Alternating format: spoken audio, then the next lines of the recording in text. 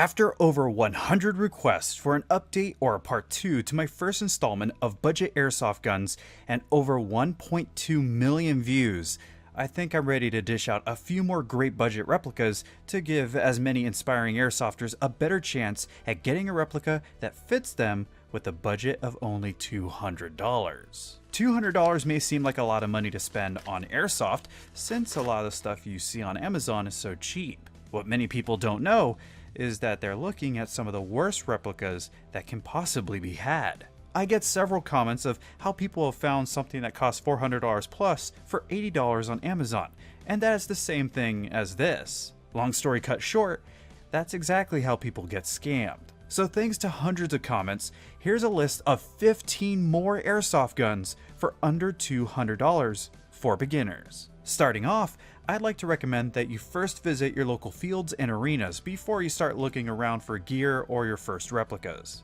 Many things go into making your first purchases, like your first games at a field or in a close quarters arena, the general playstyle of other players around you, and the playstyle that you might want to use when at a field like this one or an arena like this. So please visit the airsoft sites in your area and go ahead and rent some gear out to try the field out first. That way you can get a good idea of what you should be looking for when you get home. If you notice that search leads you into retro Vietnam War era replicas, then lucky enough for you, CYMA has a few offerings for you to choose from. CYMA or CYMA have been paving the easy route for beginner and budget AKs and M4s since the very beginning. So if you can't find a G&G M16A1 anymore, or you want something built a little better for $150, then check out the CMO09B or the CMO09F, also known as the M16A1 and the XM177E2.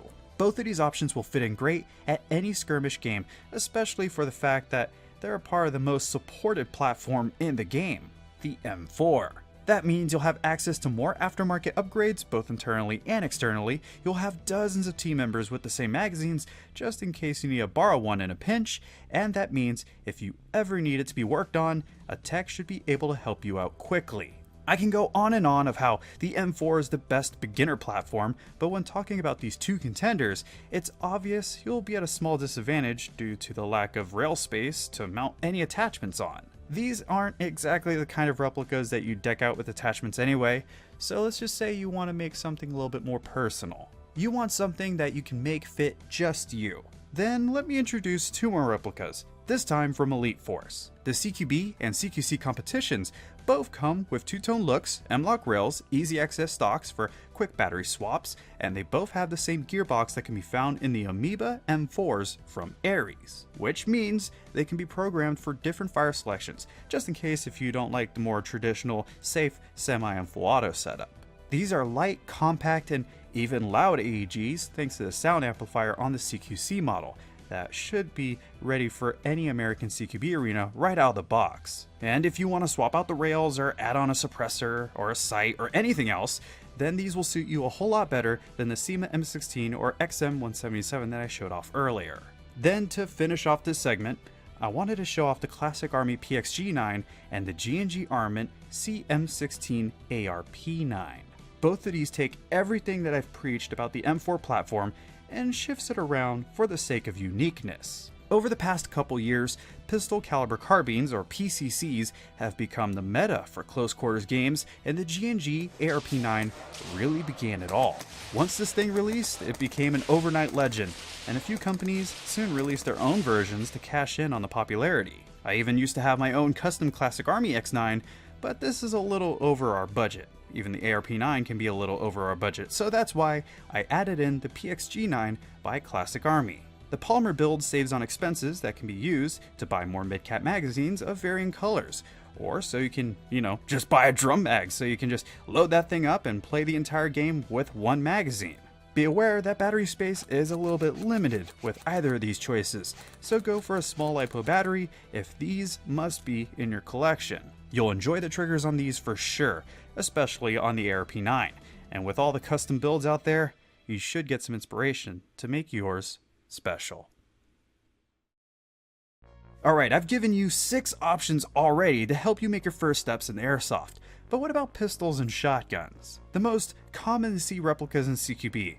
Well, not even just in CQB. A few of these can rock the field at skirmishes or at big events, and the first thing that comes to mind for a sub $200 budget is the Gen 2 Elite Force Hater Revolver. Actually, if I do the math, you can get 2 of these, some extra magazines, and still have a little bit left over, so maybe you can go get some lunch. These were made to be affordable, easy to use, and maintain polymer CO2 powered revolvers, and despite the lack of a hop-up in the Generation 1s, they were still very popular. Stores had a hard time keeping these in stock, and I even remember seeing fields rent these out to first-time players. This, honestly, might be the most recommended thing on my list, and you do get 5 extra disc magazines right from the box. That'll give you 60 shots, which should be enough for your first skirmish games. But the discs are easy to reload if you need some extra ammo. The Generation 2s introduced an adjustable hop-up and better sights, so definitely don't sleep on the Generation 2 Elite Force Hater. It might be cheap, but I've heard more players start off with one of these than anything else on this list. Sticking to CO2 power, I have to add the new ASG CZP-09 on here for variety. I added this to the first version of this countdown, but I only showed off the dual tone version, not the dark earth version or the black and gray model, or that you can use either green gas or CO2 magazines to make the most of our $200 budget. CO2 mags are great for lower temperatures and stronger recoil, while green gas magazines are cheaper to refill with gas and a bit easier to work with. The P09 will be great for military simulation games and make for a great competitor to the M1911 that you will for sure see in most people's holsters. The controls are big, the sights are clear, and it's easy to equip with attachments if you need them. The CZP-09 might be my favorite pistol on this list, but the G&G GTP9 and the legendary Action Army AAP-01 are holding the second and third spot for sure. The G&G GTP9 goes for about $120, while the AAP-01 can be had for $100 on most sites. I recommend the GTP9 for its control layout, crisp recoil, all the variants you can pick from, and because you can pick between full auto models, semi-only models, and what size magazine you want to use. The sights are clean as well, which is always nice, and G&G have a whole lot more of them on the way to widen your options even more. You can even look into the SMC9, which is built on the lower half of the GTP9, if you have a bit more cash in the future. Then the Action Army AAP-01 speaks for itself with just this clip. It's a full auto pistol that can dish out around 30 rounds a second. Need I say more? It's super lightweight thanks to its polymer construction that keeps the build cost low, and for being able to use most Token Marui Glock style magazines. It gets a big edge on a lot of the competition out there. Maintaining an AAP is easy too. A lot of great builds have come out of AAP-01s, and they're only getting more and more popular, and those are my reasons for having it on this list. For my final picks, I've got a few unique replicas to help you stand out just a bit more. But don't worry, I'm not going to recommend anything so outlandish that you'll be struggling to find magazines for or figure out. A couple examples of what I'm talking about can be found in the Jag Arms Super Shorty Scattergun and the new CYMA spring-powered shotguns. Despite how they may look, or even how they're powered, both of these use the same shells that can be found at almost any airsoft shop for cheap. Since the last edition of this show, CYMA has upgraded their AK line a bit, while at the same time bringing out some new polymer and metal spring-powered pump Trishots. Jag Arms has been doing a little of the same with their gas-powered shotguns by bringing out this monster, but I'm focusing on their smallest option. Use it as a backup or use it as your run and gun setup in your next CQB match. These Trishots can be some of the funnest guns in your collection. Even I enjoy my SPAS 12 despite it lacking in range. If you're still not sold, then let me just remind you that these things sound like this.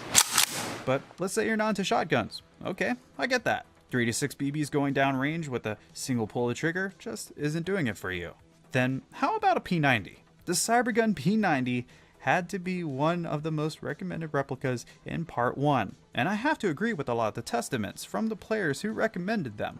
Besides the pistols, this is probably the lightest thing on my list, and that will be good news for smaller players. Magazines are also really big, even as mid-caps. So if you want to start off with a P90, then grab a couple 300 round mid-caps and definitely get a pouch for those magazines. They're not the easiest things to carry around on your person, which is one of the biggest downfalls for this platform, just like the PP19 Bison.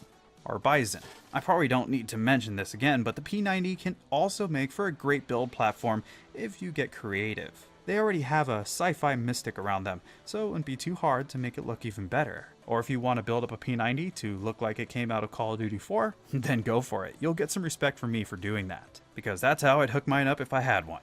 Now, I never ever recommend any beginner look into getting a sniper rifle for their first replica. I just don't. But I know if I don't list one, then there's going to be a lot of upset people in the comments. So let me at least recommend a really good pick.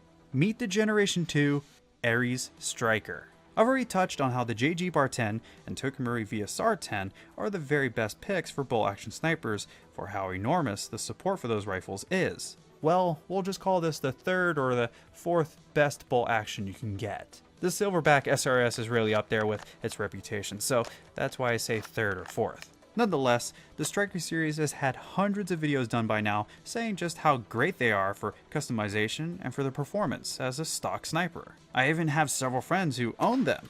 I, for one, love the bolt pull and how lightweight they are, even after cluttering the rails with attachments. You get a lot of options if you want an Ares Striker, from colors to barrel lengths, so make this rifle a part of your personality if you want. I won't knock you for doing so. However, please don't try to start off in the airsoft world with the most difficult to use class in the game. Some other YouTubers might make it look easy, but they've been playing like that for years or even have military experience to back up their airsoft skills. Ironically, some of them wouldn't even recommend that you start off with the same rifles. Think of it like playing a game you've never played on a console you never tried on the hardest difficulty, wearing mittens. It may not be that bad, but you get my point. Probably the best secondary for any sniper is the absolutely legendary Tokyo Marui Mark 23 SOCOM, a non-blowback green gas pistol with one of the greatest track records of all time. It can get off 100 shots on a single gas fill. It's dead quiet when you use the suppressor, range and accuracy is stellar, and you can find them for great deals all the time. Even if you don't plan to snipe, you could just run this Mark 23 alone and do great. An extra 28 round magazine will cost roughly $30, but even if you only have one magazine, you'll be doing yourself a favor if you trust this statement. This is the most popular secondary for snipers for a reason. I can't stress that enough. Just do yourself a favor and put the Ares Striker or the Marui VSR 10 at the back of your mind as a future pick if you want to try out sniping after you get some skills and understand how the game is played around you. So if I could only pick 5 replicas from my list to recommend, what would I pick? For sure, the Elite Force CQC and CQB would be at the top of my list, thanks to them being basic M4s. I would have placed the CYMA retro rifles here, but they're not very customizable on the outside. But if you already have a primary, then the Tokyo Marui Mark 23 is my next pick for the top spot.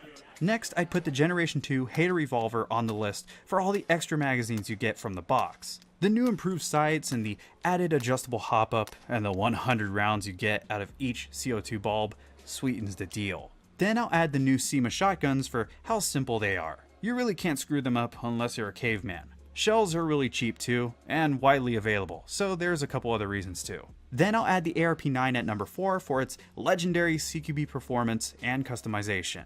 Mags might be expensive though, so you can replace this pick with the Classic Army PXG9 if you rather have the cheaper alternative. Then to round off my top 5 list, I would place the AAP-01 by Action Army here. Getting more magazines can eat up your $200 budget, so getting the pistol itself for about $100 is a lifesaver. The customization is there for when you need it later on, and getting parts for them is super easy. I would have put the GTP9 by G&G here, but since magazines are a little bit easier to get, and since you get an AAP-01 at $100, it takes up the 5th spot. But what do you think should have been on this list that for whatever reason I didn't put on here? I would have recommended looking into Specna Arms for multiple great M4 choices that have an ever-growing fan base. We would end up going over 20 guns if I were to list all the options they have for people on a $200 budget. I personally haven't had any experience with any of the Specna Arms offerings, which is a bit odd. They just haven't been very popular in Texas despite being very popular in Europe. So if you like the idea of rotary hop-ups, type bore barrels, and an extra M90 spring in the box that you can throw into your rifle with the QD spring access so it can run right into CQB games no problem, then look into some of the Specna Arms reviews on the web before checking them up on your favorite airsoft websites. Just because I haven't handled them doesn't mean they're not viable or reputable. But let me know in the comments what other replicas should have been in this list. This list was meant for beginner players, so there's bound to be a bunch of questions in the comments that I'd hope that longtime players could answer so we can help those players out. But anyway, I hope you enjoyed yourself here. And if you'd like to see me give away something from this countdown, then hit that like button until it breaks 3,000 likes. Once that happens, I'll set up a beginner giveaway so I can help out a new player begin their journey in the game. Actually, if this video breaks 5,000 likes in a week, then I'll add in some $100 gift cards to Airsoft GI, if that sounds nice to you. After this video goes up, I'll already start on writing up a new script for over 10 high-end or 10 mid-tier replicas I'd recommend for budgets under 300 or even under 400. Let me know if that sounds like a good idea in the comments down below. And don't forget to share this video with a friend you'd like to get into the game. Who knows, Airsoft might become the hobby they enjoy the most one day. But before I go, I have to shout out every one of the USAirsoft channel members that directly support the channel by simply being members, as it greatly helps me out when putting together content. I appreciate every single person on this list, and I really mean it when I say thank you for being channel members. But until that next video drops from the city of San Antonio, this has been Scott Hollenbeck, and I will be sure to see you all next time. Hey, where's that hard point? Get somebody on me!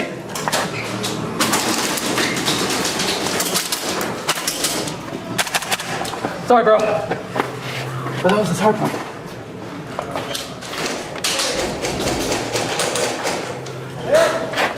Blue, get up here. Blue, get up here. I got this thing. Gotcha, gotcha. Get this left for me. Oh, sorry. I thought you were kidding. I think you got me, man.